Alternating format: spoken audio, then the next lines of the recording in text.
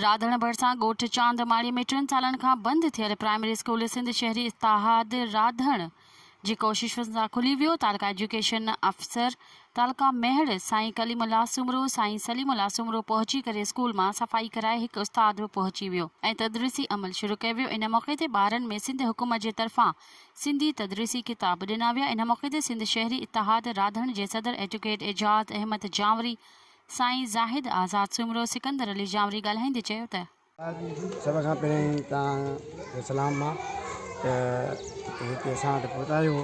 अर्ज़ु आहे त मेयर तालुके में काफ़ी स्कूल असांजा बंदि हुया। इहो काफ़ी वक़्त खां न्यू अपार्टमेंट कोन पई थिए, कुझु उस्ताद रिटायर करे पिया वञनि, इन करे असांजा तक़रीबन काफ़ी स्कूल मेयर तालुके जा बंदि हुया। गवर्नमेंट ऑफ सिंध जो सुठो अमल हुयो, जंहिंजे करे नई IB जी उस्तादनि खे हिते अपॉइंट कयो अथनि ऐं तक़रीबन 3rd फेज़ थी चुका आहिनि। इन में असांजा मेयर तालुके जा काफ़ी स्कूल तक़रीबन खुली चुका आहिनि। हिकु अधु स्कूल जीअं चांदमाड़ी आहे या हिकु ॿियो स्कूल आहे, इहे इन करे क्लोज़ थी चुका आहिनि जो इन्हनि खे आहे जेको सेमी स्कूल न मिलियल आहे। इन करे जेको आहे न खुली सघिया आहिनि ऐं इन जी ट्रेकिंग ID बि आहे कोन।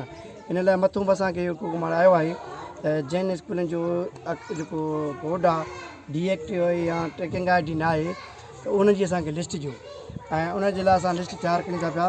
जेके हिकु अधु स्कूल आहिनि जंहिंजी ट्रेकिंग ID या सेमी डीएक्टिव आहे, इनशाला उहे बि एक्टिव थींदा गवर्नमेंट ऑफ सिंध जे मदद सां।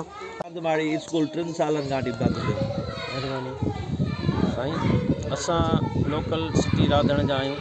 जीअं असांखे हिन ॻोठाणनि असांजो दोस्त हिन इतिहाद जो हिसो आहे हादी बख़्श साफ़ी, उन ऐं असांजो ॿियो दोस्त आहिनि हिते नज़र, उन असांखे इहे काफ़ी 2-3 ॾींहंनि खां चयो त स्कूल बंदि आहे। असां उन सां वाइदो कयो त महीने जे अंदरि तोखे स्कूल खोलाए ॾींदासीं। असां साईं कलीमुल्लाह साहिब DO मेहड़ आहिनि, तालका एजुकेशन ऑफिसर आहे, डिस्ट्रिक्ट एजुकेशन ऑफिसर आहे, उन सां बि राब्तो कयोसीं। साईं असां सां वाइदो कयो त तव्हांखे इनशाला हफ़्ते में तव्हांखे स्कूल खोलाए ॾींदासीं।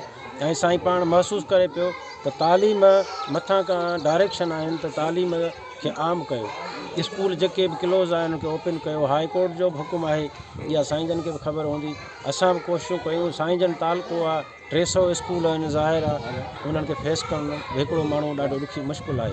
मज़ीद ख़बरनि ऐं तफ़सीलात लाइ विज़िट कयो असांजी वेबसाइट www.awamiNewsHD.com ऐं ॾिसंदा रहो अवामी न्यूज़ HD।